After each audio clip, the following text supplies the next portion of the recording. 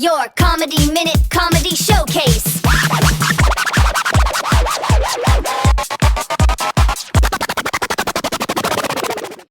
Your Comedy Minute Comedy Showcase. Our first comedian coming to us from Champaign, Illinois. How you doing, man? How you He's a doing? comedian. Hang on, hold on. He's a comedian, an artist, a motivational speaker. His name is Jung, the MILF Hunter. Jung, nice to have you here, my friend. Hey, thanks for having me, man. It's a Thanks for beautiful being day. here. Go ahead. You're on the air. Oh, we just get to talking now? Well, no, I mean, what do you want to do? What if you're lonely? Buy a puppy. I mean, we ain't the- here to the buy. pup- I ain't here to make friends now. I don't know how a dead baby and dead puppy is gonna make friends. That threw me off. I sent you a video. Yeah. Bad enough you're in your car. Come on, man. Well, I live in my mom's garage, man, and if you see her come out with her Mom's her garage bra, would have been better than your car. no, Go it's ahead. too hot. I'm teasing. It's too you. hot. Go ahead. Oh, you would have probably saw a old lady's titty pop out. The Jung. I didn't need that to be I didn't happening. mean to step on your comedy time. Go ahead. You get bonus time. Okay. Well, comedy time. I'm just a regular guy, man. I'm 21, man. I'm trying to get out of my mom's garage. As you understand, they call me the MILF Hunter. And as I say, they call me the MILF Hunter. I've had some dealings with some older ladies out here. Okay. And they have kids, and they were fat white chicks, and you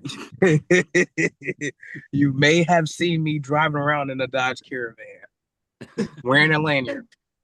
It's not my type, but I'm just me, man. I'm just a regular dude. My name's Jung, just you and God. I've been out here auditioning. I'm trying to be an actor. I just recently almost got a role. It was for a fat cop. I almost got the role. I didn't fit the white part. I've seen a couple of your videos. Hey, that I almost got it, man. It's let me tell you. My name's Rufus, county sheriff for the Champaign Police Department. 1975, I came in. I've been eating donuts since I was about four. But on the force, I got about 100 donuts a day. So, well, I became a donut maniac. And you know what the addiction is. I sometimes go buy a pack of dozens of donuts. Well, let me tell you about some other stories, man. There you go. If you recently remembered before like 3 weeks ago, I had more hair than this. I had to cut my hair off. If you don't understand, I recently went viral where 5,000 people told me, "Dude, you look like a dyke." And it was kind of absurd, androgynous type term. So me personally, I fed onto it because I went to this party, man, and I saw these beautiful ladies, man, and I'm talking to them. One lady decides to throw her badonka junk on me, and it was fat. It was like I'm about to bust. It was like that. And then the second lady decides to come up towards me and do the same thing. So I feel like, oh, there's no way I look like a woman. These women does this to me. And as the lady looks back at me, I ask her, "Can I touch your titties?" She says yes. So as I'm touching this lady's titties mid-party, I decide to motorboat her. And as I'm motorboating her, she asked me what my name was. I tell her my name, and she said, "So this whole time you weren't a dyke." Oh my! So I fed into it. I have 5,000 new followers saying, "Dude, you're definitely a dyke, and you're aura maxing." And I'm like, I'll go with it. I've seen some of your videos. You riding down with a scooter with your top off. I've seen it. Thank you very much for being here. I appreciate it. Our next comedian is coming to us from Burbank, California. She did spend some time in my neck of the woods in Wilkes-Barre, Pennsylvania. She's one of my favorite ladies. She's been on this show a few times.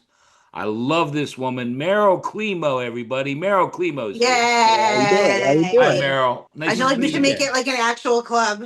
spatula. Stay tuned, but also if my screen freezes, I just want it to be on like bag salad. Okay. So She's this got some this lettuce, is what I kid. want to be known for. Michael, look, she's got some lettuce. Do you want some lettuce? She's got lettuce. If you want some diarrhea, she's got lettuce. I'm hoping to take it. I need it. It's the only time I've actually eaten salad and raspberries this year is to try to, get the parasite. But anyway, that I feel like I'm was it what was the first comic's name? I want to make sure I say it right. Jung. Jung. I feel like I'm Jung's demographic with like the MILF hunters. He's kind of describing me exactly. So I was gonna say if you want to move out of your mom's garage and here to Burbank, we're ready for you. Hey, this isn't just Duty. comedy showcase. This is a matchmaking deal here. Exactly. I feel like we've got moved Jung. beyond. Everyone gets a chance. I get a chance to be hunted. He gets a chance to, I do have a badunkadunk. It is like, it's from a lot of cheese. But anyway, and also I wrote down. I can't wait to see you play a cop. One day I believe in you. And I wrote down the roles that I this month I got. I've moved past the like sexy babysitter, and now the roles that I get in my inbox. Someone said, sorry, but I was the second choice. This is true. For a woman sitting in the back of a Denny's in Florida. So unfortunately, that was a role I almost got and I didn't. And then I also, this is very sad, but I got told that I was actually too heavy to be in a weight loss drug commercial. Oh, wow. It was like Montero or something, and I auditioned, and they said, "Actually, your body mass is a little bit too over what we're looking for. So, like, try harder." Oh, Keep going, Merle. Keep going. It's very okay. So The before also, and after, you're the after. No, you're the before. I'm the before. I just keep becoming more and more before. One day I'll be the after. Like, I knew it was time to start thinking about losing weight when I was reading an article about a black bear here in Pasadena that mauled someone, a juvenile black bear, and it was like, oh man, this 180-pound black bear came into someone's backyard and mauled a woman, and I was like, oh my god, a 180-pound bear. That bear has my goal weight. So that was my first thought. So, maybe by the time I'm on next year, I'll be like emaciated polar bear weight or, koala bear weight by the time I develop an issue or something.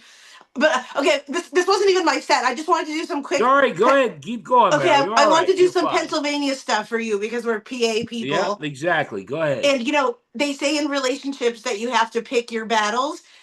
In mine, my relationship is Gettysburg because my boyfriend, I just want a man to look at me the way that my boyfriend looks at Civil War generals. And so right now on his nightstand, he truly has a picture of like framed war generals, and I'm nowhere to be found like anywhere in his life or anything. So I'm from where Scott is from.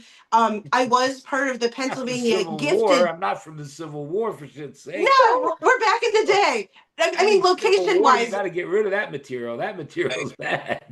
No, but he's on the good side of the Civil War. The good Okay. side. No, we Go ahead. want everyone. Like I said, everyone's welcome. The good side, the good side. Good. And so, that growing up, I was in the gifted program in Pennsylvania, which like okay. gifted in Pennsylvania just means like, oh, we hope she marries well. So bless her heart. So they would line up when I was younger. I'm unpacking a lot of stuff from childhood, and we would play dodgeball, and they would line up the quote unquote the gifted students and the non-gifted students, and they would pit us against each other. And the gifteds were allowed to wear helmets because they wanted us to protect our brain. So, obviously that's what helped me get into comedy is just craziness. And my first kiss. Maybe your helmet fell off. Jesus God. No. And I just can't stress enough how much it was the good side of the Civil War. Anyway, my first kiss growing up was the Phillies Fanatic. I was little, and the Phillies Fanatic came and pressed its like green snoot up against me, Right. and I've never felt anything that good since. And my second kiss, I think Scott will know this, is that I got called up to kiss a sea lion at Hershey Park, and basically made out with a seal. And I feel like those two experiences like shaped my sexuality forever. So. Oh, Meryl. Oh, you killed. I'm sweating. Okay, I Do love one you more. guys. Do Thank one you. more. Go ahead. Do one Okay, more. one more. Is that You got the Philly fanatic. You had Michael laughing. Hershey Park. You probably yeah. Go ahead. What else? You're picking on the Amish now. I love the Amish. I love to. You don't think I'd be a butter churner too, you know? But speaking of that, my doctor just said he did write that I was morbidly obese. But I feel like I'm this way because I'm popular. I get invited to a lot of parties with fatty meats and just cheese trays. So I crossed it out on my chart and I put excitedly obese. So that's it. Morbidly, excitedly obese. That's Thank a you great. guys so much. There's your lettuce. Oh, Meryl, thank you. Thank you. Okay, but wait, is Hey, it clear that I meant like we don't we didn't You're we like the fine. Don't stop. Our last comedian coming to us from Burlington, New Jersey. Yes, sir. He featured at Don't Tell Comedy in the Punchline Comedy Club. He was runner-up in Philly's Funniest. yay? Please welcome Michael Beavers. Michael, go ahead, my friend. Glad to be here, everybody. Yeah. My last name is Beavers. My real last name. You know what? It's crazy. I just found this. Apparently, somebody told me my last name Beavers. Old white guy told me this, and I didn't know that. Apparently, my last name Beavers is the term they used to use to mean female genitalia. Yeah, yeah, Y'all knew this? Yeah. I had no idea. You know what I'm saying? Like he thought Beavers was a stage name. Like he thought I'm going on every stage, intentionally referring to myself as Michael Vaginas. But we ain't used this term in the black community growing up in the 2000s. You know what I'm saying? It never resonated with me personally. You know what I'm saying? Because I personally couldn't imagine somebody having sex and talking dirty to somebody. Talking about some, yeah, whose beaver is this? Oh man, that's some good ass beaver. Damn. You know what I'm saying? Like I couldn't imagine Megan Thee Stallion and Cardi B having a song talking about get a bucket and a mop for this wet ass beaver. You know what I'm saying? And what's really wild about it is that in all reality, my birth name is actually Michael Kuntz. mm. And my parents had to be more palatable. I damn near spit my drink out on that one. That was really good. I'm having fun, man. Shout out to me and Jung. We fucking one of the MILF Hunter is a really crazy title to give yourself. Wow, you know what I'm saying? Messing with women with kids is fun, man. No. I was talking to this one older woman and she had kids. And I was talking to her. She was like, "Oh yeah, I'm raising two kids on my own, and I'm trying to I'm trying to get the yam." So I'm talking to her and I'm trying to sympathize. I'm like, "Oh man, that's so unfortunate. You raising two kids, and you got this absentee father that doesn't want to be in your kid's life, that doesn't want to be around. He brings in kids into the world, doesn't want to be responsible enough to take care of them. That's really fucked up. You got experience then dealing with a piece of shit dude who doesn't want to take care of his kids." And then she was like, "Oh well, actually, their father passed away." And I was like, "Oh shit. Yeah. Well, I'm sorry for that too." I'm like, "This guy's a deadbeat for real." Motherfucker, he's such a bad father. He want to be a father so bad, and motherfucker left Earth. That's crazy. That's crazy dedication to be a piece of shit. Left Earth, not be a dad. You know what I'm saying? Shout out to white women too. Y'all into bestiality and shit, kissing animals and Philly's fanatic on the mouth. You kiss seals on the mouth. In addition to all the dogs you kiss on the mouth. Y'all love kissing them.